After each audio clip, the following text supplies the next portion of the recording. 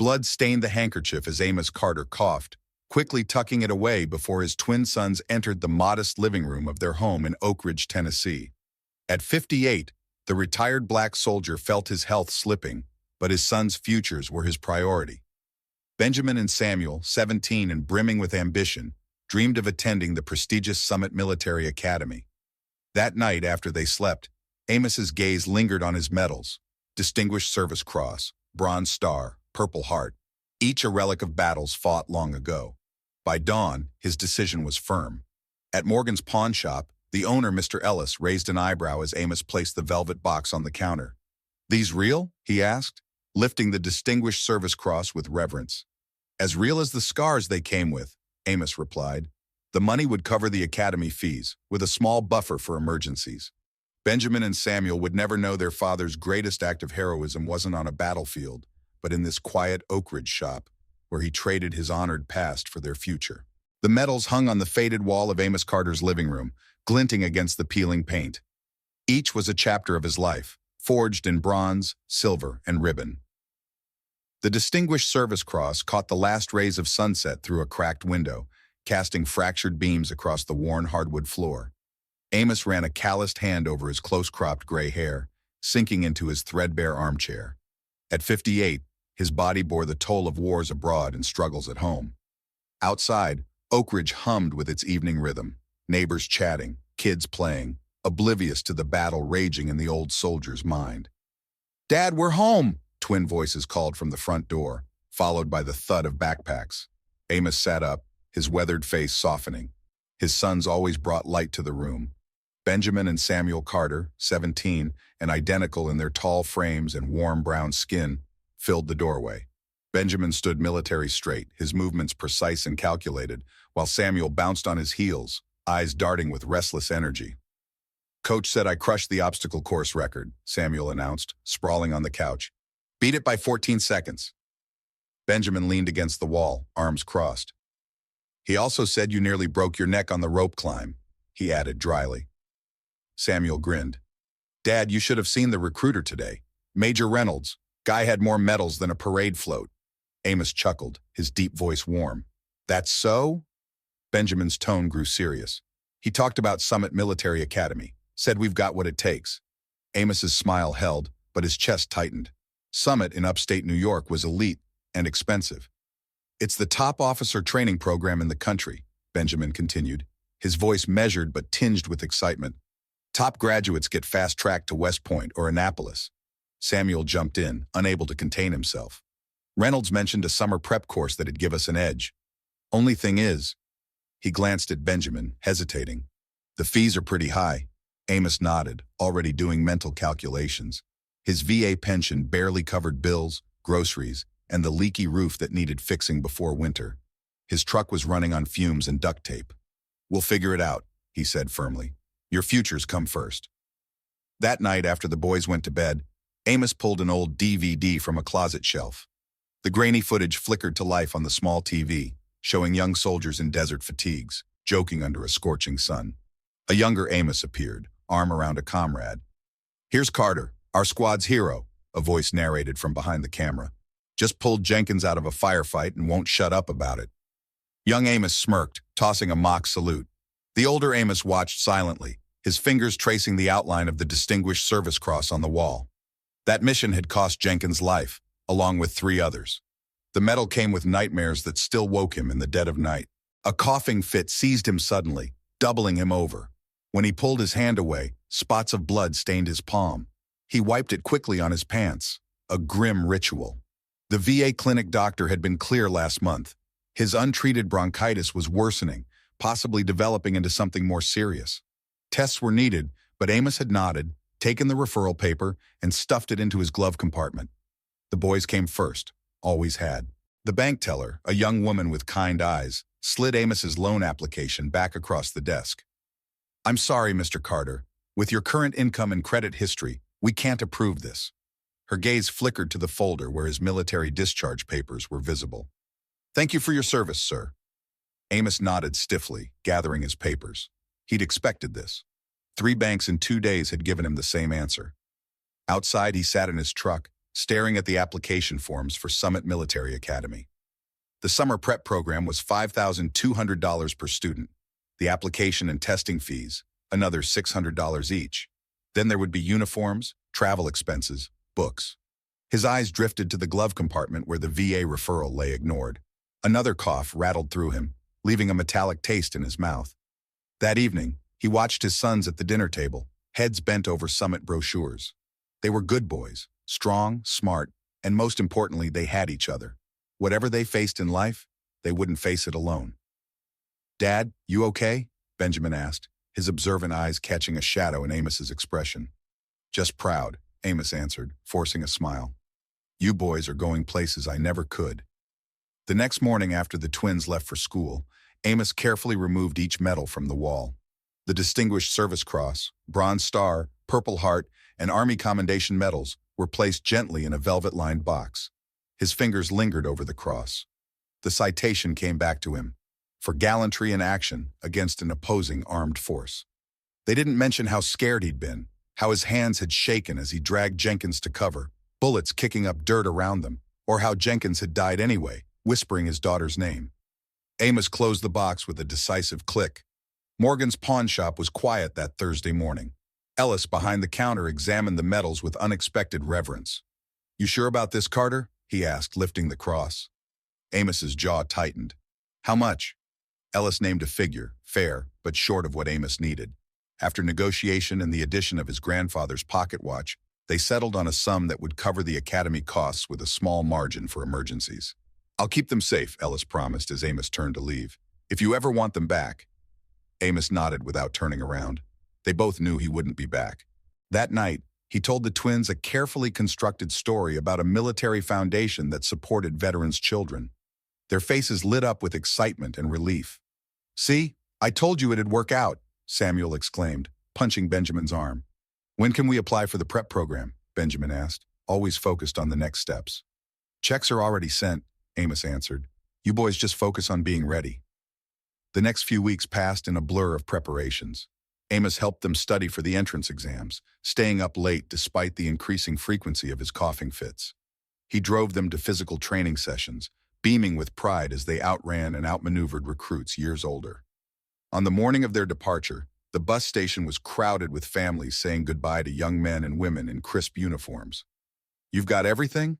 Amos asked for the third time, straightening Benjamin's collar. "Yes, sir," Benjamin answered, standing at attention, though his voice wavered slightly. Samuel, less composed, wrapped his arms around Amos in a tight hug. "We're going to make you proud, Dad." "You already have," Amos said, his voice rough with emotion. "Now listen, you two stick together, but don't hold each other back. Benjamin, stop overthinking everything. Samuel, start thinking before you act. And both of you, remember, being a soldier isn't about the medals. It's about the people standing next to you." "Yes, sir," they answered in unison, shoulders squared. As the bus pulled away, Amos stood at attention and raised his hand in a perfect salute. He held it until the bus disappeared around the corner, carrying his heart with it. That night, the house was eerily quiet. Amos sat in his armchair, staring at the empty spaces on the wall where his medals had hung. The outlines of each were still visible on the faded paint, ghosts of honor traded for something more valuable. "Fly higher than I ever could," he whispered to the empty room, before another coughing fit bent him double, this one worse than before. Captain Benjamin Carter stood in the sweltering Afghan heat, his face an impassive mask as a colonel pinned a commendation to his chest. At 22, he was one of the youngest Special Forces team leaders in the regiment, respected for his tactical precision and unwavering discipline. "Captain Carter's actions saved the entire operation," the colonel announced to the assembled soldiers. Benjamin's eyes remained fixed forward, but his thoughts drifted to the last time he'd spoken to his twin. 6 months of silence now, the longest they'd ever gone. 4,000 miles away, Lieutenant Samuel Carter sat in a dimly lit intelligence center in Virginia, eyes scanning multiple screens of satellite imagery and intercepted communications. His fingers flew across the keyboard, isolating patterns others missed. Army intelligence had recruited him directly after his exceptional performance at Summit and accelerated training. "Carter, briefing in 10, his commanding officer called. Samuel nodded, but his attention had caught on a file reference tied to Horizon Dynamics, a defense contractor linked to a village that shouldn't exist according to official records. The twins had taken different paths after Summit. Benjamin embraced the chain of command, finding security in its structure. Samuel questioned everything, his analytical mind constantly probing for inconsistencies and truths behind the official narrative. Their division had been growing for years, but the breaking point came during a rare joint mission 8 months ago. "Hold your position, Lieutenant." Benjamin's voice crackled through the radio, tight with controlled tension. Samuel, crouched behind a crumbling wall, watched civilians scatter from the targeted building. Women, children. "Negative, Captain. We've got non-combatants in the kill zone." Benjamin's tone hardened. "Command has confirmed hostiles only." Samuel's grip tightened on his rifle. Through his scope, he could clearly see a young girl, no more than 7, frozen in terror as her mother pulled her toward shelter. "Command is wrong," he replied flatly and switched off his radio. What followed was a direct violation of orders. Samuel broke cover, moved into the exposed area, and helped evacuate the civilians just moments before the airstrike hit. When the dust settled, evidence showed the intelligence had been flawed. The building contained families, not fighters. Samuel escaped a dishonorable discharge by the narrowest margin, his actions ultimately saving lives.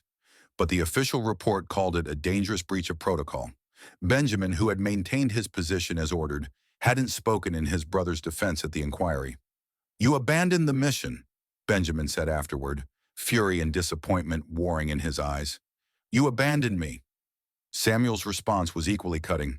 "I saved innocent lives while you hid behind orders." Dad would have done the same. The mention of their father drove the final wedge between them.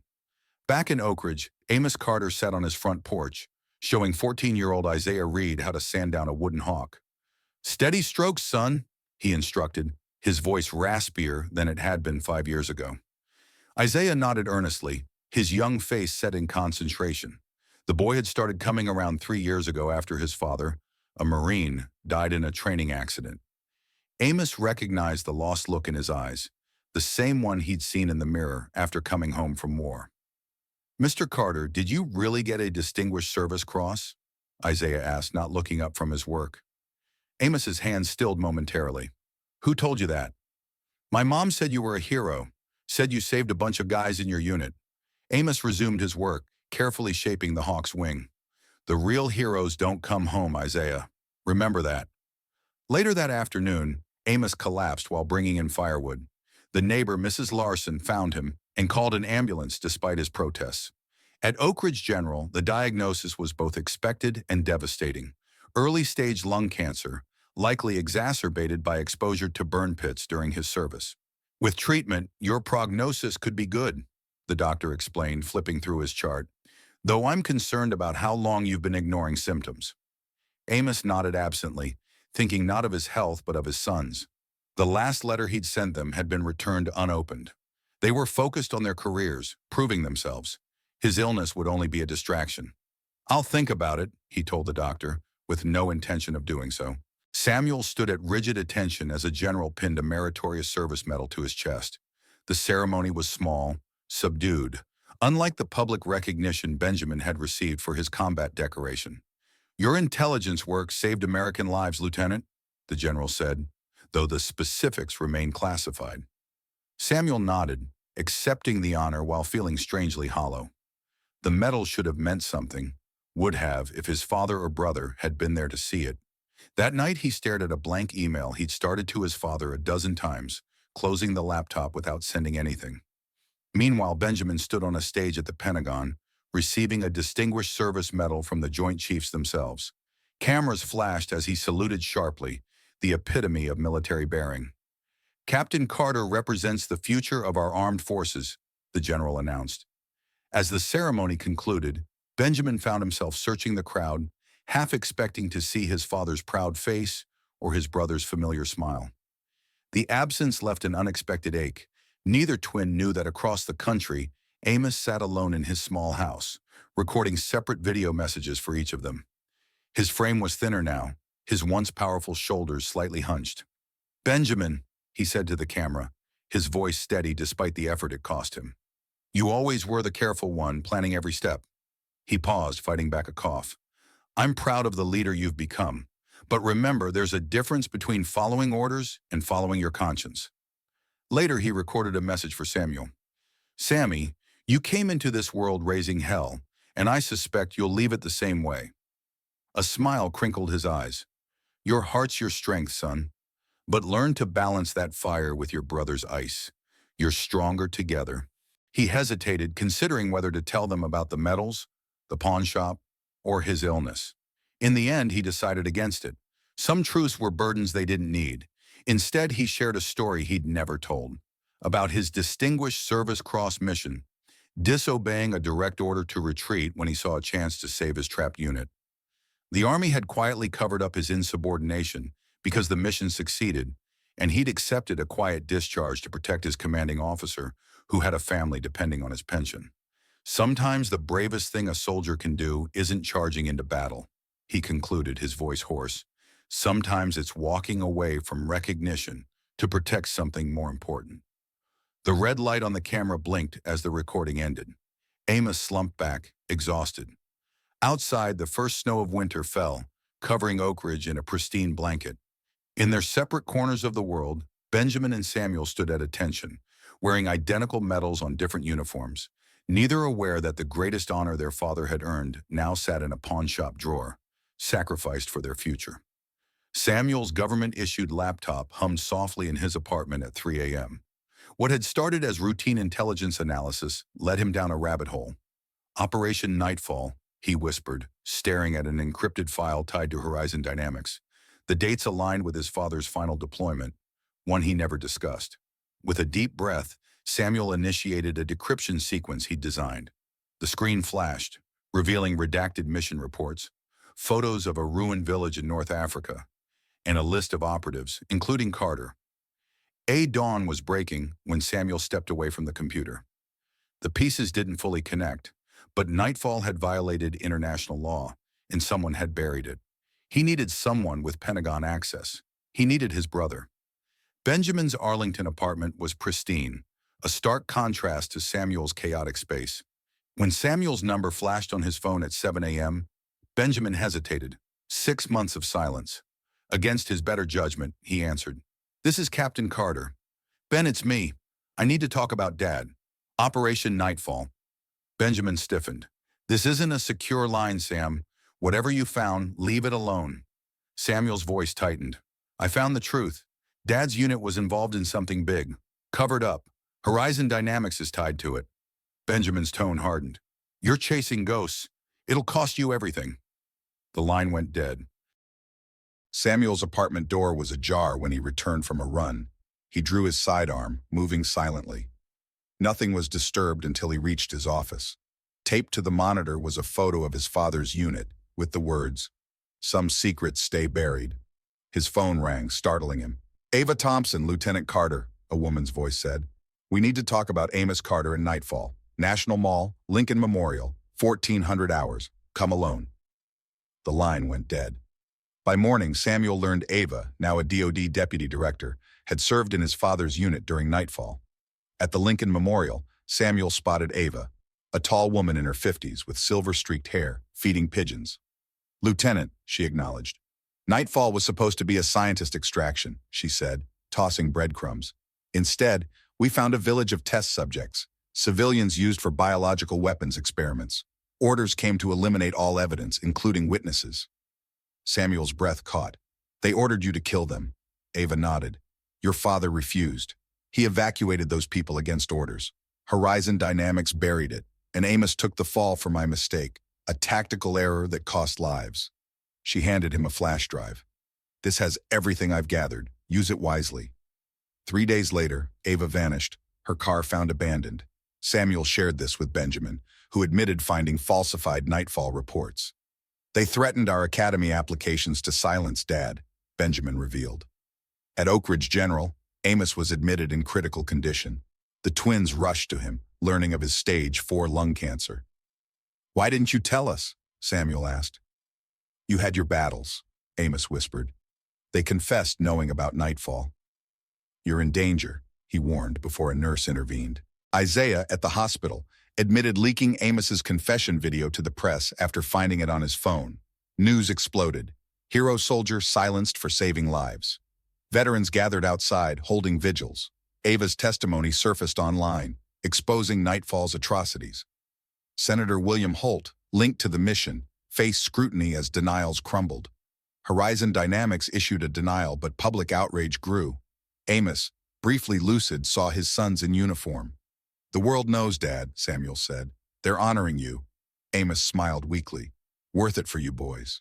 His condition worsened, and he slipped away as his sons held his hands, Isaiah nearby with the carved hawk. Veterans saluted outside. The funeral was a national event. Isaiah spoke, stirring the crowd. "Mr. Carter taught me honor isn't in medals, but in doing right." Benjamin and Samuel placed their medals on the casket, joined by veterans. The Medal of Honor was awarded posthumously, presented to the twins. 20 years later, Colonel Isaiah Reed addressed recruits at Fort Bragg, showing a documentary on Amos Carter. "His choices echo through us," he said. In Tennessee, Benjamin ran the Carter Ethics Institute, Samuel the Whistleblower Defense Fund. They unveiled a bust at the Pentagon. Truth above all, the Amos Carter House of Honor displayed his medals and a letter found in his toolbox. "I never regretted pawning the medals. They bought your future. Be men of honor." At a family barbecue, Isaiah's daughter showed a carved hawk. "Grandpa Amos would love it," Benjamin said. The twins, shoulder to shoulder, carried a legacy teaching that true valor lies in what you give away.